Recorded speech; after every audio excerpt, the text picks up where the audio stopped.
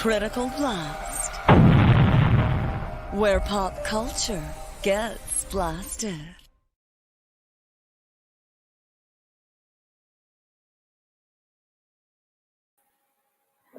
And good evening. Let's get that ceiling full of insulation out of the picture here.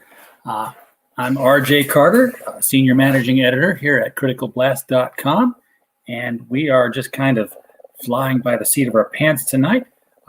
We do have a guest scheduled to pop in here a little bit later. He's not here yet, but I assume he just needs to find the link that was sent to him, and he'll pop right in. We're going to have Jason Hunt over here from SciFi4Me. If you have not checked out their channel, they are a very, very busy channel. Rather envious of all the content that they put out there over at SciFi4Me TV on YouTube. So you want to check that out. The link is actually in the description if you want to check into that.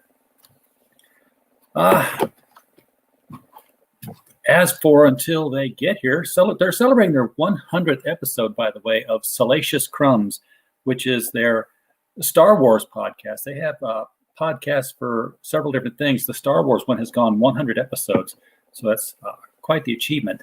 I don't think I've done 100 episodes entirely on the entire channel here yet. Sometimes it feels like more than that, but I'm sure we haven't gone quite that far. Some of the things we have got in the mail today for things that we're going to be reviewing, and I can't wait to really get into them, actually. We have this, 7 Good Reasons Not to Grow Up. This is a Scholastic graphic novel. It's a huge monster. And it's by Jimmy Gownley, who did Amelia Rules, if you remember that series. Excellent series. And Gownley pretty much follows the same formula here that I've been able to see so far, where it's like lots of shenanigans, lots of grown-ups who don't know what's going on, and kids who are just trying to survive not being mortally embarrassed. And then something bad happens and they all have to deal with that. The other thing that came in today, which is going to be easier to review because I've actually seen everything on it, we have probably the best comic to screen adaptation ever done, Stargirl, the complete first season, off of the DC streaming /CW, however you got to watch it. So as soon as that digital code becomes active, I'll be putting that in and enjoying myself some Stargirl. I'll ask the chat, if anybody hasn't seen Stargirl, we have almost every episode reviewed over at criticalblast.com. You can check those out and just to see what's going on with that. But I know there's been a lot of complaints in the past about television shows adapting superheroes, and particularly when it comes to costuming. The only one that's ever truly gotten the costume 100% comic book perfect is probably Constantine. It's just that one's pretty much recognizable as him. The Flash, of course, they did a really good job with that costume and making it look like the one from the comic book. But normally, even Superman, they've got to mess around with. Oh well, you need to see Stargirl if it's available on. You know, if you go to CWTV, which is their online version of basically the App Store, you can watch episodes there. I'm sure they've still got it up and streaming. Otherwise, get the CW app for your phone, watch it through there, or click through to Amazon and just order yourself this. You won't be disappointed with Stargirl. It is just far and way and above the best comic book adaptation of TV. Am I right, Jason? I haven't seen it yet, actually. Oh, I know. I'm behind. I'm so far behind on so many things. Well, this has come in the mail today. It's early, so it's not available for sale yet. I'm going to really enjoy revisiting all of these episodes. So I don't have it. I apologize for being late. I had a phone call go long, and hey, it happens. I sit here and I just BS to the best of my ability, and otherwise I'll just share. I was going to share the screen and show how I build video thumbnail cards because I'm sure that's an art that people want to know about. I keep seeing trends in different wait, what happened there? Did my mic cut out? I can hear you. I hear. Hello? I can hear you. Well, that's weird. I guess it's my headphones then.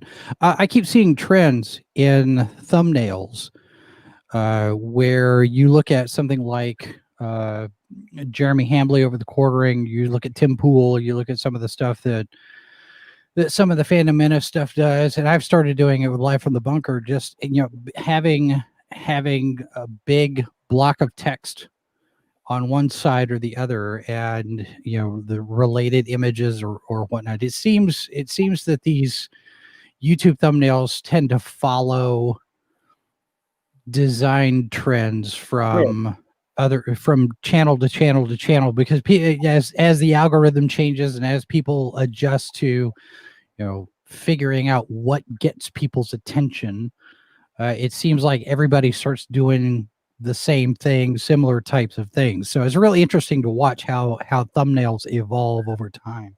Yeah, I think that Umbrella guy was the first one who employed that, and I know it quickly went over to people like Yellow Flash and a bunch of other channels. And I used to joke with Tug. I said, your thumbnails all look like like the cover of a Jack Chick tract. Yeah, it's interesting to see how that goes, because was it YouTube Creators? That guy, and I can't remember his name, but he has some different videos on ways to optimize and maximize your channel's performance and that kind of thing. So yeah, it was impressed upon me that a thumbnail is you really have to create one. Just don't let YouTube pick one for you. Go out and actually get a real thumbnail for it. So I've done that for all the live streams we've done now. Usually I'll just get like some art from whatever comic I'm producing, I'm promoting rather, trim it up. I have a lot of fun in PowerPoint. I do everything in PowerPoint. Well, and a lot of it depends. You definitely don't want YouTube to catch the one frame in your video where you're going, yeah. Because it will. Invariably, it always gets your eyes are half closed and your face is looking awkward. Yeah. If you're in motion, every single frame of you is going to look that way. Yeah. You never sit there and pause. Our eyes will mesh it all together into something that looks normal, but you take any single frame of motion, especially talking, there's no natural looking mouth position and eye position that comes out of that. So I was just talking before you came on here how you guys are a very busy and what's the word I'm looking for? Profligate channel? Yeah, I guess you could say. I'm not sure how productive we are, but we certainly are very busy. It's been one of those things where we just keep cranking out show after show after show and hoping the audience shows up. And for the most part, they have, although it's not been the numbers that I wanted to see, of course. But I don't think anybody is ever happy with the amount of traffic that they get, whatever level they're at. But we're still in double digits in the view count for most videos. It would be nice to get more than that, but it is what it is. Sure. So I can relate. Right now, I don't even really worry that much about the individual view counts. I start every morning by looking at the monetization tab and checking out the total viewing hours, because I was like at $14.99 the other night. I'm like, oh, come on, just one more hour. We can get something in here. And then all of a sudden I look in this morning, it's like 1571. I'm like, I have no idea where 70 hours came from. Yeah. But I'll take them. Yeah, it's a weird thing because you look at all of the stuff, because we've got so many different types of analytics for not just the YouTube channel, but also our .com. And the statistics are all over the place because you have Google Analytics and you have WordPress Analytics, and then you have the plugins that are doing analytics, and all of them say the same thing, or rather different things. All of them say different things. None of them are the same, and you have absolutely no idea which one is accurate, which one is the one that you should be looking at. because they're all different. So Thank you, Testify, for running 3 different Tor servers and letting it just run through our playlist all night long on each one of them. I appreciate that. Yeah, I've got and it's hard to get true stats when you have that many things plugged into your server. Yeah. For whatever reason, I've got Stat Counter, and I can't trust the numbers on that because when I look at the details, everything is duplicated. I have a it's like to the timestamp is like from this location, 10:47:08, 10:47:08, same thing. And I'm like, why are you counting it twice? But today I'm doing well because I don't know if you saw it or not. Okay, earlier in the week, Mike Mignola put up that drawing of Hellboy, sure, with Biden-Harris thing on it. I was like, okay, fine. Well, today, Eric Larson's, had his whole beer moment. Savage Dragon. Yeah, putting it right on the cover that he's selling. And because of that, people have found my Savage Dragon article from like 2 years ago. How much is that child porn in my comic book? Which was talking about, that whole issue where the kids were alone watching the television, and the television was showing these scenes that when you put them in order is like one kid just knocks out the other and buggers him from behind. And suddenly that's just taken off today. It's gotten like over 1,000 hits again. Just on that article. I picked up, there was a comment that came through here on one of our videos that we had from 2011. Wow. Popped in, and I'm not sure exactly why, because it's not a current show. It's not a show that's been on for a very long time. And somebody said, I miss this host, bring her back. And I was like, this was kind of just out of the blue. It was a weird thing. So we get those every now and again. So we have, a video will pop up and suddenly start getting traffic, and there's no discernible reason why. It just happens. So, and we get stuff on the .com as well. We'll get articles that suddenly start getting a little bit of a view count after laying dormant for 4 or 5 years. So it's very strange. I don't pretend to understand it at all. Somebody mentioned in the article did something newsworthy, and everybody hits the Google machine. I guess. I don't know. Even some of this stuff isn't even related to anything that would show up in a search for what's going on currently. It's weird. We'll get about a comment every 2 months on an old video like our Harlan Ellison interview, but that's Harlan Ellison. Everybody's always going to be looking for him. And then, like clockwork, tomorrow morning, this video will be going up into the video catalog on YouTube. It doesn't show up. I don't know what it is with StreamYard and doing live streams, but once we're done with this, it won't show up on the channel as something replayable until tomorrow morning, 12 hours after starting. Yeah, what happens is with, and we have that happen here too, is anytime you do anything live, it still has to, once you're done, it still has to be converted through their processing algorithm, like you get when you upload. And so everything still has that amount of time. We have it here where anytime we'll do a live stream, it'll be, probably a good 8 to 10, 12 hours before it shows up on my controller, the control app, the studio app, in order for it to be there. So I don't know. It's something inside YouTube where they have to spy on your video, even in a live stream, to make sure you didn't say the wrong things, I guess. I suppose so. But then, like clockwork, once it goes up, I'll get a comment every morning that'll say 2:47 hot-girls-single-dating.com. Yep. I'm like, nope, that didn't happen at 2:47. Yeah, we have those. We got, I don't know, maybe about a week there for a while. We were getting those, and they're all Asian, Chinese, South Pacific type channels, and all the thumbnails are the same, and they all do that kind of thing. And I got to the point where I started doing screen grabs because when you go to those channels, they've got all of these other channels that are sitting down there on the bottom.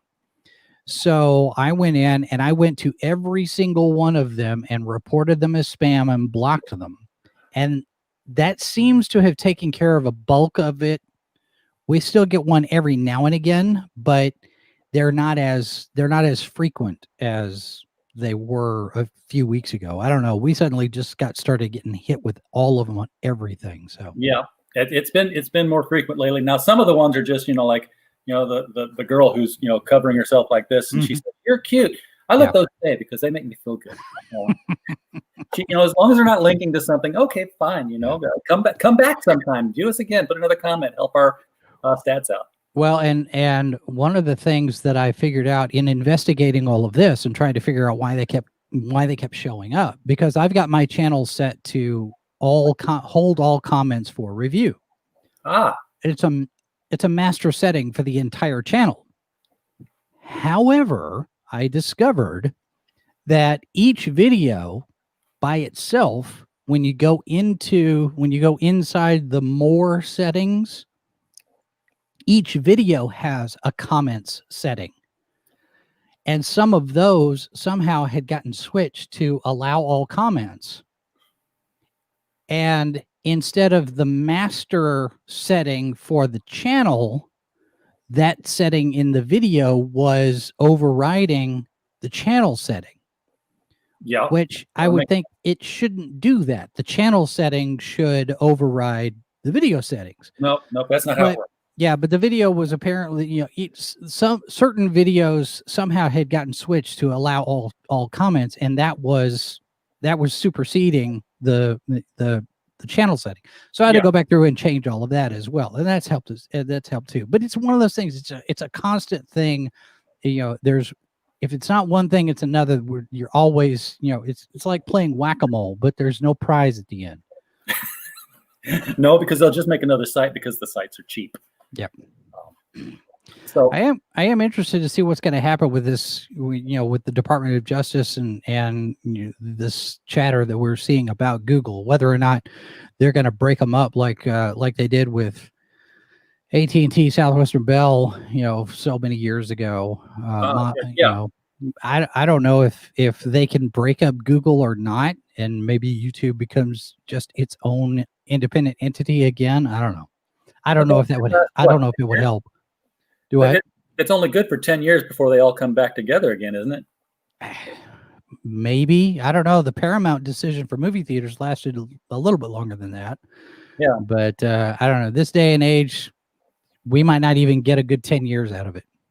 Yeah, because AT&T got AT&T got broken up before, and then it just bought up all the baby bells after that again. Yeah. It's just rearranging the deck chairs on the Titanic is what it is. So I'm gonna let me switch. I've got some static in these headphones here. Let me grab some other ones. Pop out different headphones. And while he's doing that, this is when I start to shill because they're busy and I can do other things here. We got these stickers here, and I've been giving them away. I just slide them out of the back of the package here. They're 3-inch holofoil stickers, and I would love to give them out to you guys. So if you want one of them, all you have to do is send a self-addressed stamped envelope to Critical Blast at 1097 Prestwick Drive, Belleville, Illinois 62221. I would love to get an envelope out of my mailbox and open it up and find an envelope ready to go back to your mailbox, and I'll send it back to you, and I'll throw the 2 of these stickers in there for you. So there we go. Shilling is over. I've got stickers. You got stickers. Do you go to Sticker Mule, Jason? I've got stickers too. I do not. I did not. These I got from a sticker app in Denmark, Finland. I don't know. They're pretty good. They're pretty solid. They're still die cut. Yeah. One of the things that Sticker Mule's been giving me lately, and I bought this last time here, and it would look good on. It would make that SciFi4Me logo look real good on a sweater or a jacket or a baseball cap. Is these little enamel stick pins? Oh, okay, yeah. Clasp on the back of it there. We got I don't know if your sticker app is the same as Sticker Mule, but once you order once from Sticker Mule, they email you and they're like, hey, we're doing something new. We're doing we're doing keychains, and we'll send you 50 of them for 2 donuts. Yeah. So far, I haven't had too many unwanted anythings there, but eventually, at some point, it's probably going to happen. So. Normally, that kind of spam is unwanted, but every single time they send me one, I'm like, I really would like to get those, and I am sending them money, and I get it's quality product. Yeah. I'm seeing other people do it too. Jim Ballant and Holly Golightly did it with their Tarot Witch of the Black Rose. So you can see they're die cut around the edges, just like the stickers are. Yeah. Which I think is really cool. I don't get to see it on our stuff because our stuff is round. Well, and we've had the conversation about getting besides the enamel pins, but you've got we're talking to a local vendor here on mugs, and we've talked about t-shirts. My big thing is I don't see that we're big enough, popular enough for anybody to even want a t-shirt. I'm like, it's hard for me to wrap my head around the idea of anybody wanting merch, Sure. So, that's why you do it on a like a print on demand kind of basis with the Teespring or the TeePublic like we do. Well, and we ran into a problem with Zazzle because we had a mug design that was for Salacious Crumbs, and it was just basically the artwork for the show. And we didn't have it with our Star Wars news program, so we had a photograph of our host and we had the show logo, and I didn't think there was anything of it, but I guess since we include the words Star Wars real tiny in the logo, they said you can't do that. It violates copyright, and they never would let us sell it. So wait a second, you can use the words Star Wars. I mean, you can't use the logo. Well, it was the font and all that. Where can let me see. I can see that because that would be that would be a trademark kind of thing. So there's. Oh, wait a second. Where does it say Star Wars in the Star Wars font though? Up top, it's blurry, but it's right. It's right. Yep. I see right it. There. Makes it look like it's a Star Wars official kind of thing rather than Star Wars fan club. So they didn't like it, and they said, no, you can't do it. And I was like, okay, fine, whatever. Yeah. Well, we've changed the logo since, so. Our best-selling T-shirt is kind of weird because it's something I made up on the fly, and there's no graphic on it at all. I just found a nice font to use. And it sold well 4 years ago, and suddenly it started selling well again. And I've got my own copy of it. It's on our TeePublic store, which you can find on the store link. This is it. That's the shirt. I wonder why that one's selling well. I don't know, but the one that's selling well is the red one with the white letters on it. I put this on. I got the long sleeve one because it was cold when I bought it, and I wanted to wear it. And every time I wear it out, I feel like I look like one of the Penguin's goons from Batman '66. Black long sleeve with my name on the front. And Bap2, thanks for subscribing. There's lots of stuff over there for you to enjoy. Hopefully you find 1 or 2 shows that you like, and you can spread the word, tell other people about it. We appreciate that. And Salacious Crumbs is the one of the many podcasts that you have, but it's the one that hit its 100th episode. Yes, we had episode 100 yesterday. It was live, which is something that we don't normally do, but we're about to flip over and start doing them as a live program now. And it airs the 2nd and 4th full weeks of the month on Tuesday, and it's hard for everybody to wrap their head around it here. Okay, now wait, is this a week when we're doing a show? Are we doing a show this week? Like, yeah, okay. So Tuesday at 8 p.m. Central on the 2nd and 4th weeks of the month. That's how I have to say it myself to remember it. Because when you do it, you do it every other week, and then the 5 weeks are off, and then it throws the whole schedule off. So I just figured, just to lock it in, because I'm old fashioned, I grew up when there was, must-see TV, back when network television was appointment television. You didn't have cable. You didn't have, any of the satellite or the online streaming or anything like that. Yeah. If you wanted to watch Frasier, it was on at 8:30 on Thursday. And if you were at 8:35, then you missed the first 3 minutes of it. So yeah, I'm trying to kind of maintain that schedule, mainly because it's easy for us to maintain the schedule and remember, okay, well, it's Tuesday, I've got this show, but also for the audience to have something fairly reliable in that, okay, I know on Tuesday there's going to be a show from this channel. And with YouTube notifications being as dodgy as they are, that sometimes people get notifications and sometimes they don't. Oh, yeah. We just figure, okay, well, if we keep to a regular schedule, a sustainable schedule for us, then it's easier for people to find us, whether they're subscribed to us or not, or whether they've got their notifications on or not. They just know that Tuesday night, 8:00, there's a show. So it's easy. Schedule every night, 7:00. I just do something. Yeah. Yeah. And we have, with us doing eight shows right now, you've got to have that schedule in order to maintain and kind of keep your head on which shows when and doing, okay, what am I doing today? So, yeah. Well, I actually have some Star Wars content here that is one of the things we're going to be reviewing on our website, criticalblast.com, where pop culture gets blasted. I always have to throw that in. In most action films and even in sci-fi action films, when they have blasters and guns, everybody's got the same gun. A Glock is a Glock is a Glock, and they look the same. And what I have found is that not so true with lightsabers.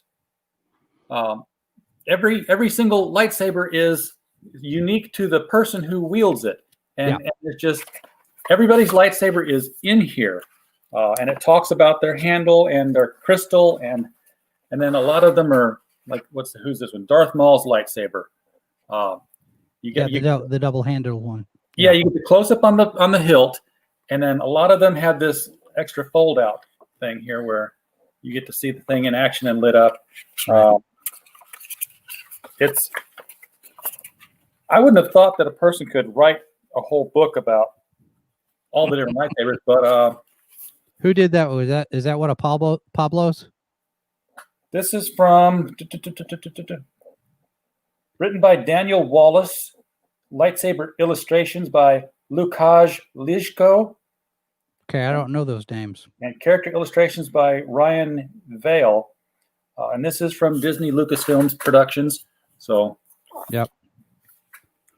Well, and you look at something like Star Wars, even the blasters, not everybody's got the same blaster. I mean, Leia had that little pipe barrel one, and Luke had a different one from what Han had.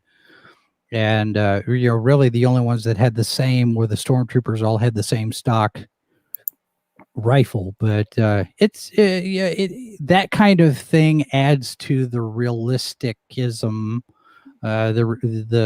that lived in look that Star Wars is famous for. So, whereas, with something like Star Trek, for example, or Battlestar Galactica, where it's a military setting or a semi-military setting in Star Trek's case, everybody's going to have the same kind of weapon because everybody's got a phaser or everybody's got a blaster or whatever, for the show. So, now there could have been a whole lot more lightsabers in Star Wars had one thing not gone differently, and you're probably aware of that. The stormtroopers were initially going to all have lightsabers for battle. Yeah, the Ralph McQuarrie art. I've seen it. Yeah, and for those in the chat who aren't aware of that, if you ever look at a stormtrooper's uniform and look at the back, that plastic tube that's sideways right across the top of their butts, that's not to hang them on the toilet when you're sitting there so they don't fall in. That was to mount their lightsaber. That was their holster. They would have pulled the lightsaber out of that and just gone. But No stormtrooper lightsabers, which is probably a good thing. Yeah, because given the budget that they had and the limits on resources, and making the Jedi kind of the not necessarily Ronin Shogun type samurai, it was far easier to do 1 or 2 lightsabers than 300. So Yeah. Now, a couple of things I never really understood about lightsabers and how they work. I mean, I know, yeah, it's space wizards, Mhm. and it's fantasy, but it's like light travels at 186,000 miles a second. What about a lightsaber or a light dagger says, okay, light, you stop traveling here, or you stop traveling out here, and you just kind of stop. Technically, you could have a lightsaber that's a light lance if you wanted to be like, a football field long and be swiping through swaths of people. I think it has something to do with the energy field around the Kyber crystal, if I remember right. It's not necessarily that it's just light. It's a coherent type of energy. Once your power cell, the energy from the power cell gets filtered through the Kyber crystal, that's what sets it into a something that has physical shape and texture and weight. Yeah. And depending on what you've got the setting, you can adjust the blade length to a certain extent, but a lot of it depends on the crystal that you've got in the lightsaber itself. And it's solid light too, because it's not like these beams aren't passing through each other. Right. They pass through people well enough. It's space wizards. Yeah. Okay. It's like light being blocked by light; it won't go through. Yeah. So, well, just something when I overthink it too much. I remember reading Cracked magazine when I was a kid, and they did their first Star Wars parody, and their Ben Kenobi is showing Luke Skywalker. Your father let this for you. Cool, a flashlight. It just cuts the lamp in half with it. Yep. And just some of the stuff that sticks with you. And now that I remembered that, I forgot what I was actually going to go off on. So never mind. Must not have been important. It was a totally different science fiction kind of trope thing. That kind of thing happens every now and again. I do that frequently where, something we call it rabbit holing here, where you get one thing that leads to the next thing, leads to the next, to the next, to the next, to the next. And suddenly you're in Timbuktu over here near Milwaukee, and you don't know how you got there. So well, happens to me a lot. Those last couple of neurons didn't have time to congeal before I got back to them. So yeah. Oh well, we've been having some interesting shows lately. I had a lot of good guests on, and speaking of which, tomorrow night, I don't know if you're familiar with the Scholastic graphic novels that come out. I get a few. Okay. Do you know the Amulet series? Maybe sounds familiar. Okay, it's like 8. They got like 8 books in it so far. Kazu Kabuishi is going to be our guest tomorrow night at 7:00 talking Amulet. So I'm looking forward to that. But we've had a show every night almost for the last 2 weeks. Been keeping up a good schedule here. We've had Don Chin on recently, who did the adolescent radioactive black belt hamsters. Well, that came back out when the Turtles first came out, and everybody was doing that. And he is coming back with some crowd. I think he's going to crowdfund it, maybe not, but he's doing X-Farce #1. It's going to be and the X-Cons. So Magneto is going to be in there. It's Don worked for Cracked magazine when he was coming up in the business, and it's going to be a lot like a Cracked magazine spoof of X-Force. Gotcha. We talked with Paul Jenkins about his Fairy Quest books. And it was funny because I know that he did Wolverine Origins, and I said, I was going, like, what was it like when they asked you to do Wolverine Origins? Because, part of the charm of Wolverine was you never knew his origin. It was always like, he's Logan, he doesn't remember it. And it's like, what were you thinking when they came to you with that? He's like, well, I came to them with that because it was my idea. And I'm like, oh, okay. Yeah, some of that when I'm doing I was talking about this on Nerd Report stream last night. We were talking about awkward moments in interviews. The only one that I've really had that was just sticky, I guess, was talking to Carrie Elways. And I was doing the introductions. I was moderating his panel. And before we did that, we met backstage, and I'm going, the little get to know you, what do you want to talk about? What's off limits? What do we not talk about?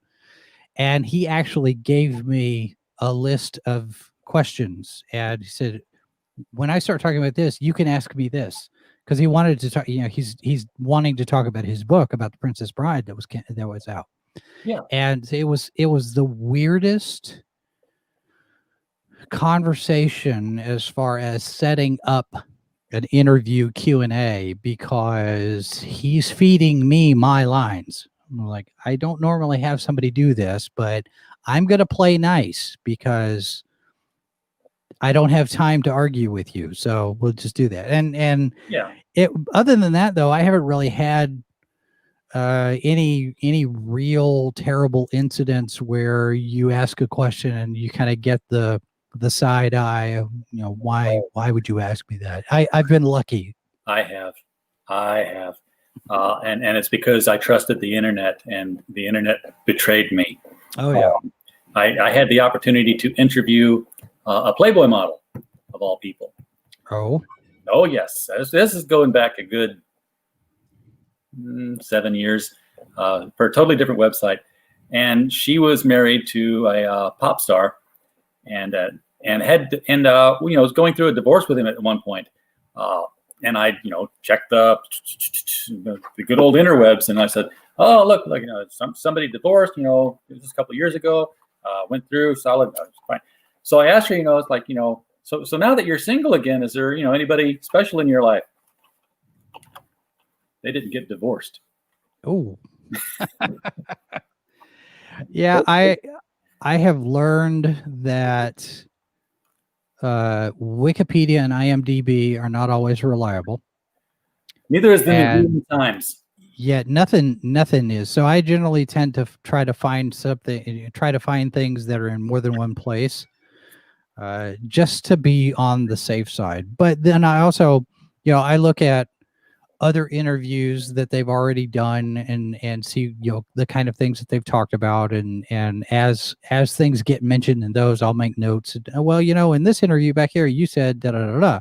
And that way I have something to reference. But I'm also looking at trivia, 10 things you don't know about Cassandra Peterson, or, those kind of articles as well, because they'll have the little bits and pieces.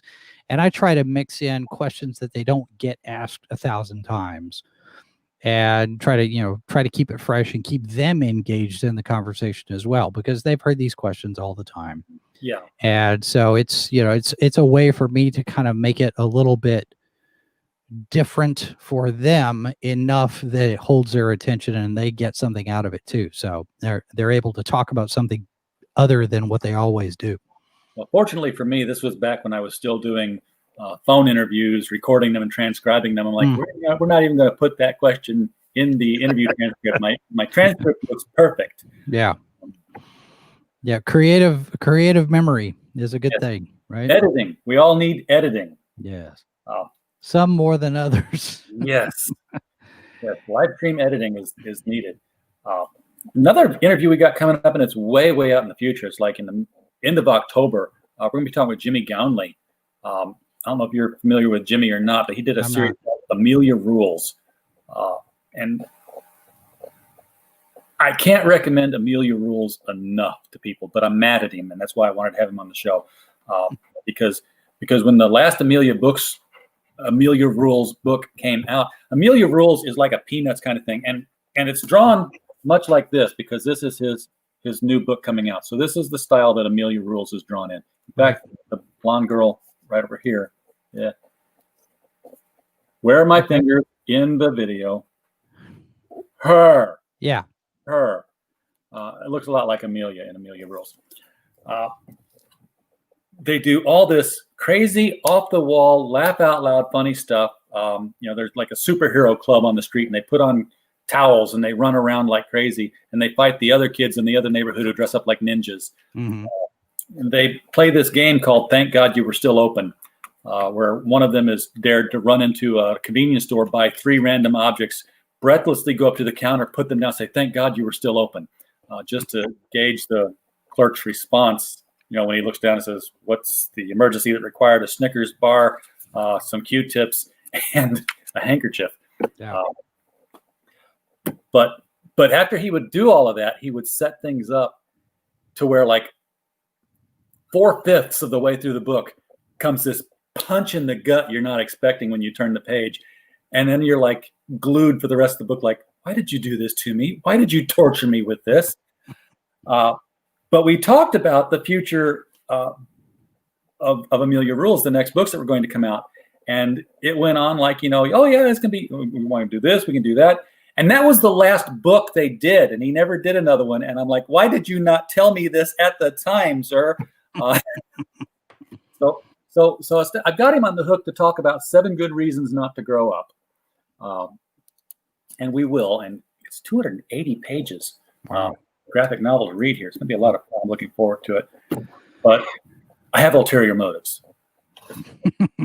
Well, I think next Wednesday, I gotta confirm that, but I've got a tentative commitment from Cheryl Campbell, who wrote Echoes of War, and the new one has just come out, and I'm reading it now. It's called Echoes of, I can't remember what. I can't remember what it's called, but the sequel is out. I'm reading it now, and this is actually her first science fiction book. She's done a lot of fantasy. This is her first crossover into science fiction, so hopefully we're going to have her Wednesday as a guest on Live from the Bunker, which is our afternoon talk show. So, do you get the opportunity to talk with many Star Wars cast or haven't had a whole lot of them. We've had Tom Kane on the show a few times. He also does all of our liners for the channel. But he played Yoda in the Clone Wars, and we've interviewed Ashley Eckstein a couple of times. We've talked to J.W. Ridzler. We had him on the Ranker Pit once. Who else have we had for interviews for?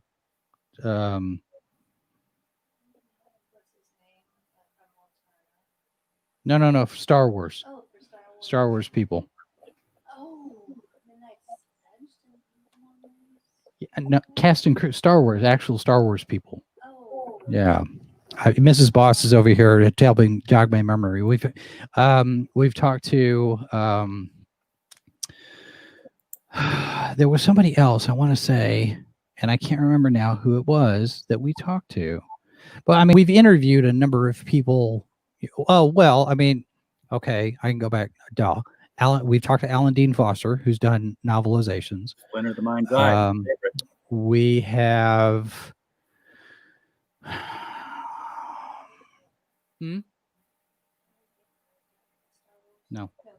No, he's Star Trek. Right off the top of my head, I'm drawing a blank, but I know we've talked to some other people that have read. I talked to R.A. Salvatore one time about killing Chewbacca in the extended universe. So it's hard for me to just kind of flip through my Rolodex of all the different people we've talked to and say, okay, that's a Star Wars person. That's a Star Wars person. Yeah, so it was Splinter of the Mind's Eye. Heronberg says should have been a movie. It actually was the plan B if Star Wars wasn't successful enough to justify going into The Empire Strikes Back. Splinter of the Mind's Eye was the standby story, and it ended up going into becoming a novel, a standalone novel, because Star Wars was a hit. And we're like, oh, we'll do The Empire Strikes Back. I would love for them to just do a Highlander. Star Wars needs a Highlander, by which I mean they need to have somebody come in as a director And they're going to say, yes, this is a sequel to Star Wars. That thing you saw between Star Wars and here, that didn't happen. Yeah, I don't think Disney is going to be willing to do anything like that. And it should be, Jaina and Jason. I keep wanting to say Jaina and Jace, but I'm like, no, they're Space Ghost companions. They're very, very close. I don't know what they were thinking when they wrote it. But. The challenge with the extended universe is how broad and sweeping that it is. And given if Lucas and that, the original films had continued past Return of the Jedi, if Lucas had sat there and said, okay, we'll keep going, then you could have all of that where you could grow up watching Luke Skywalker as he gets older and all that. Now that there's 30 years from now, you can't just everybody says, well, why don't you pick from the EU? Well, all of the EU involves Luke as he's in his 20s, in his 30s, in his 40s. Yeah. You can't go back and do that kind of thing. Not without recasting. Yeah. Well, I don't think Star Wars is something that you can recast. Not yet, anyway. Maybe in another 20 years. Well, the jury's still out. There are some people who think that they shouldn't have rebooted Star Trek because you're going back, and it's like everything else. When you reboot something, you're telling the same kind of story over again. Give me something new. Yeah. It's like what Noah Hawley has been talking about. His idea for Star Trek 4, whatever that's going to be, is a new crew. And that's fine. I am perfectly willing to see another Starfleet crew on another ship, because then you're not locked into just that one, that one crew is the only ship in the quadrant, and you're locked into a box. You can't just be completely creative and original outside unless you're using totally new characters. Well, that was one of the other things that got me about Star Trek now when I was growing up. And even as a little kid watching these, reruns on UHF, that was Channel 30 would run it because it was already past its initial run. I'm like, they're supposed to seek out and explore strange new worlds. Yeah, it says that right there in the credits. How come they're always going to a colony that's already been established by somebody else? they're following somebody who's in the front. Well, they didn't always do that. They were out on the frontier sometimes, but they get called in. And again, that's one of those things. You're the only ship in the quadrant type of thing. And I get it. Back then, especially in the 60s, your budget is such that you can't do a bunch of different ship designs. But nowadays with CG, you got a little bit more flexibility with that. And I think I had an idea one time of a Starfleet Anthology series where you could take, since the bridge is modular, you could move the stations around and you could have a completely different ship and tell 3 episodes on one ship and 5 episodes on another ship and 2 episodes on another ship and mix and match and do it kind of like Twilight Zone style, where you'd have completely different stories, different crews throughout the season and show us different ships. And you're not just on one and having to make all of your stories work for that one crew. But oh well. That would work. Nobody asked me. I had a conspiracy theory written up one time, and it's on the computer that's over there ready to be thrown out because I started getting boot sector failures when I tried to turn it on, and there's no way past that. And then it reformatted the hard drive, and then it was really gone. But Star Wars is big on twins all the time. And I was like, oh, what if Rey and Kylo Ren actually are the Jedi Twins? And how would that work out? But and then it's like, well, Rey is actually Palpatine's granddaughter or great-granddaughter? Granddaughter. Yeah. So okay. That I need another level, because my thought process was that Anakin's father was Palpatine, and Anakin was a twin, and the sister was taken off.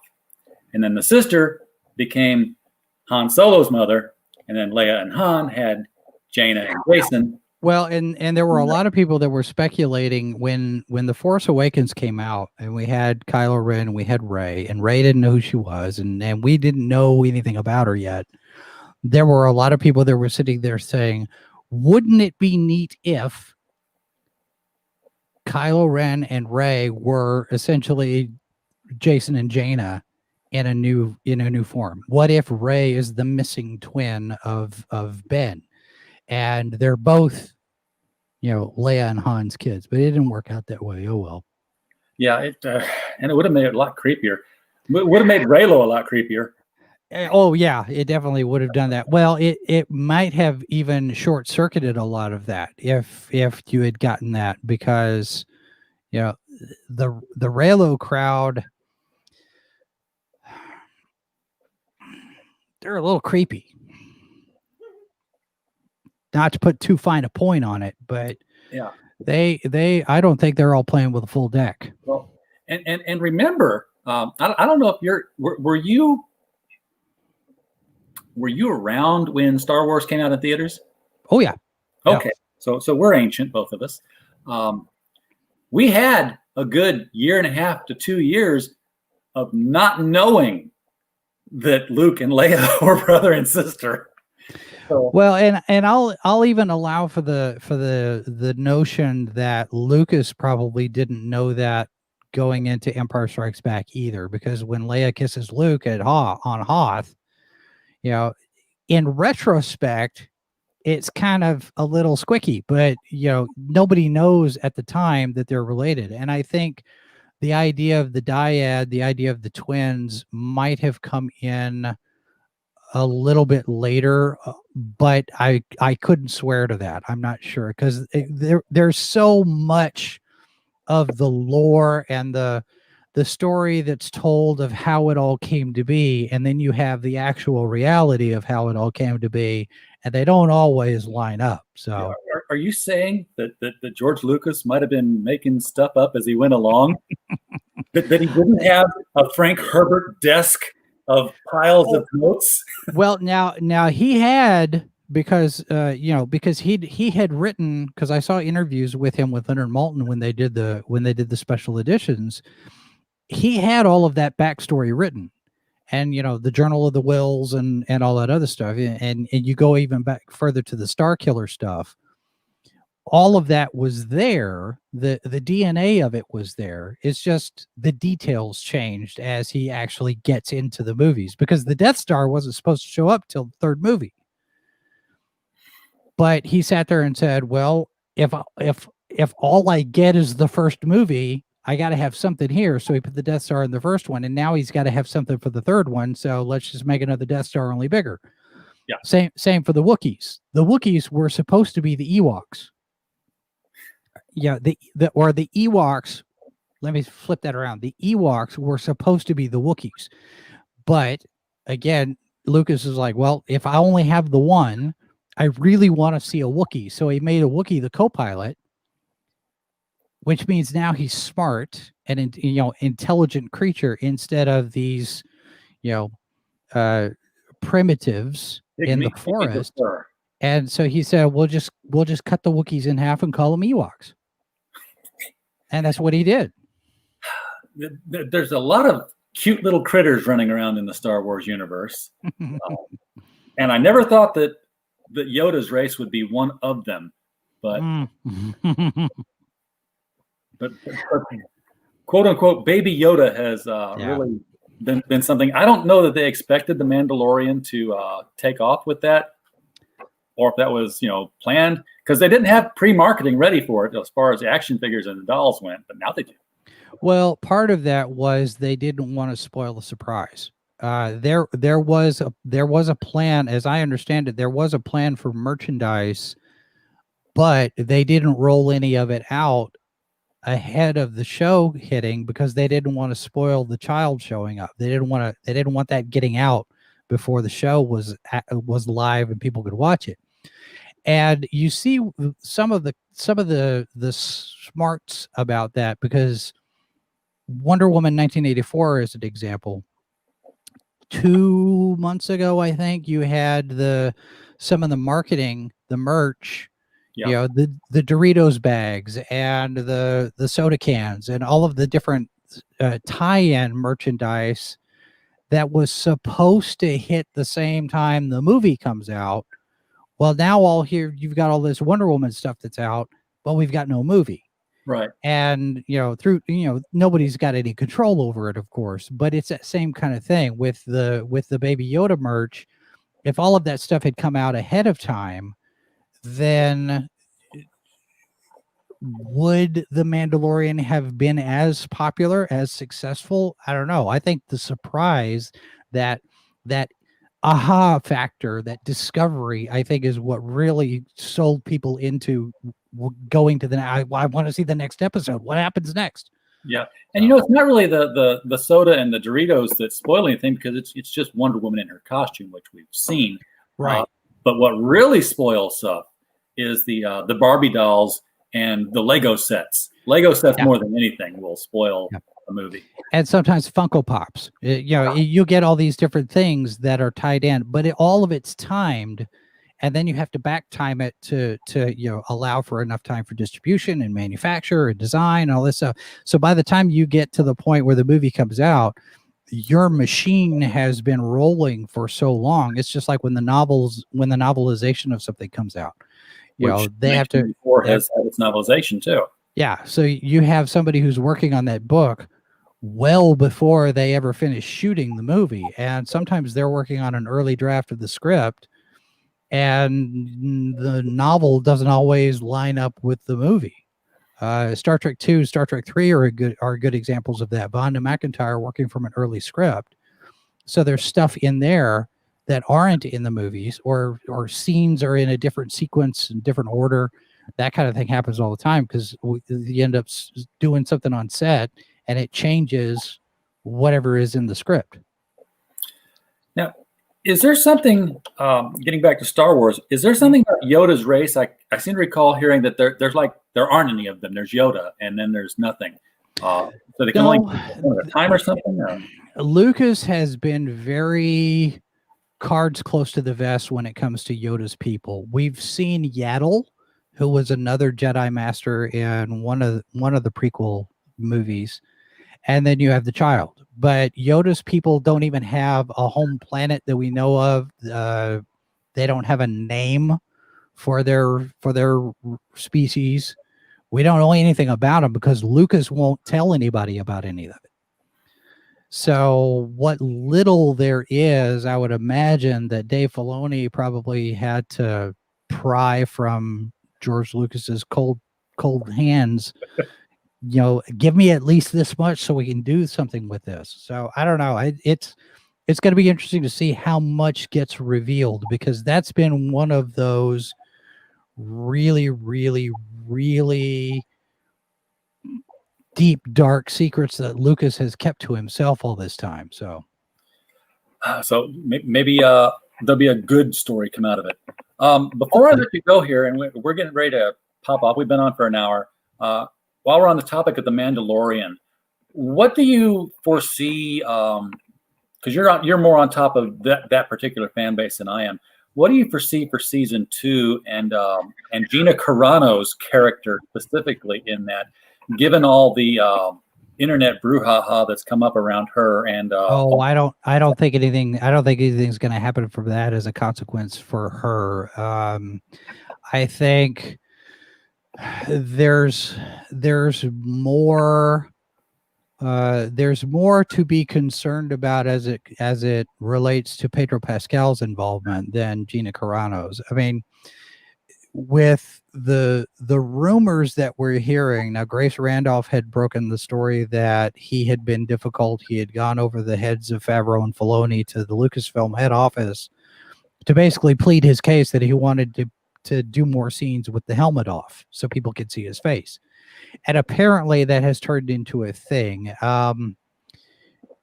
When she was talking about, expect to see a narrative shift about halfway through the season, I think we're going to get more focus on Sabine, maybe Ahsoka, maybe some other characters, whether it's Michael Biehn character or Boba Fett if he comes back.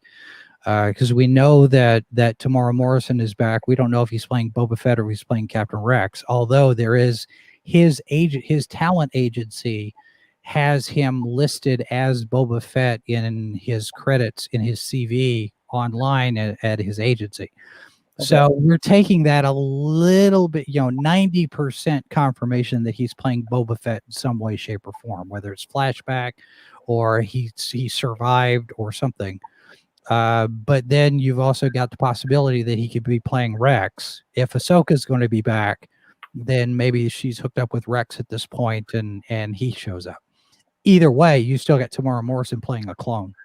Yeah, lead actors hate wearing masks for their shows. That's why Tobey Maguire's always ripping his Spider-Man mask off. Yeah, well, and you can expect a certain amount of that because that is the way Hollywood is. But I like the fact that they have stuck to their guns, and this particular sect of the Mandalorians have decided, for whatever reasons, and we don't know what those reasons are yet because they haven't been explained in the show, but for whatever reason, they've decided they don't take off their masks in public.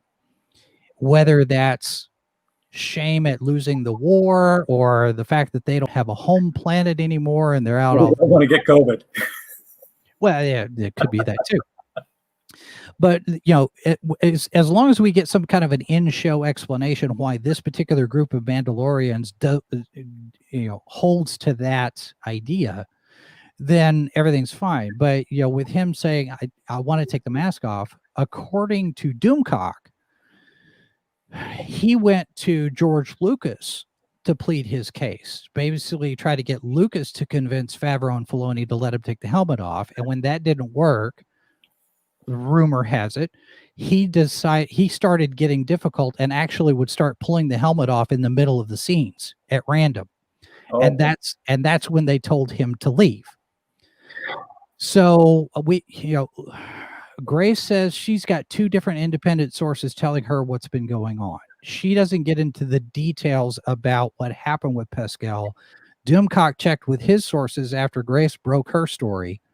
He checked with people, and he says his normal sources couldn't confirm or deny, but some of them kind of started acting a little squirrely. But he had another source come and tell him about this bit with Pascal going to Lucas and then pulling his helmet off. And Doomcock's reporting that season 3, Pascal will be back, but only recording voice tracks. He won't be in the suit at all for season 3. So that's the word. Take it with a grain of salt. Your mileage may vary on how you see all of this as far as rumor and hearsay, but that's the latest scuttlebutt. Doomcock's track record is pretty good. So it is, but we've also got information, and it's been confirmed in a couple of different places that there are people that are actively engaged in disinformation campaigns in order to discredit a lot of the YouTube channels like Doomcock, Geeks and Gamers, Nerdrotic. So you always have to kind of look sideways at all of this stuff. And they even say, we can't confirm this past a certain point. It's all rumor at this point because nobody knows for sure. All right. Well, Jason, it's been enlightening. I learned some things about Star Wars. Got to have some fun talking about that. Congratulations on 100 episodes for that. And keep on doing the great work of what you're doing for science fiction. Everybody check out the link below to their YouTube channel. And if you want to hit their website, it is www.SciFi4Me.tv, where you can get a lot more than just videos. You'll find a lot of articles and such. Well, the .tv will go to the YouTube channel. The .com, if you go to SciFi4Me.com, that's where the reviews, the articles are. But the .tv will go to the YouTube channel. I figured it was easier to remember. That's right. I hate to tell you this, Jason, but I just typed in. Okay, never mind. I don't know what's happening, but I typed in even before the show. I was like, I know that's the channel, and then it wasn't. Yeah. I typed in www.sci-fi4me.tv, and I got back the little sad face icon of this website cannot be reached. And I just typed it in again in another tab, and I got the same little sad face icon. And then 5 seconds later, onto the YouTube channel. Yeah, I don't know what's been going on. I get that every now and again myself for a number of different websites. So I don't know if it has something to do with the redirect on the URL or what, but yeah, it's YouTube being squirrely. Well, that's like not a they always surprise. are. Yeah. Okay. Well, Jason, thanks for coming on. We appreciate it. Yeah. Everybody come by tomorrow night at 7 p.m. When we will have Katsu Kabuishi on here, the creator from Amulet, the 8-volume graphic novel series from Scholastic's Graphics imprint. We're looking forward to that. I have no idea what I'm going to talk about because I've got to read all 8 of them tonight now. Have fun with that. For criticalblast.com, thank you for coming by.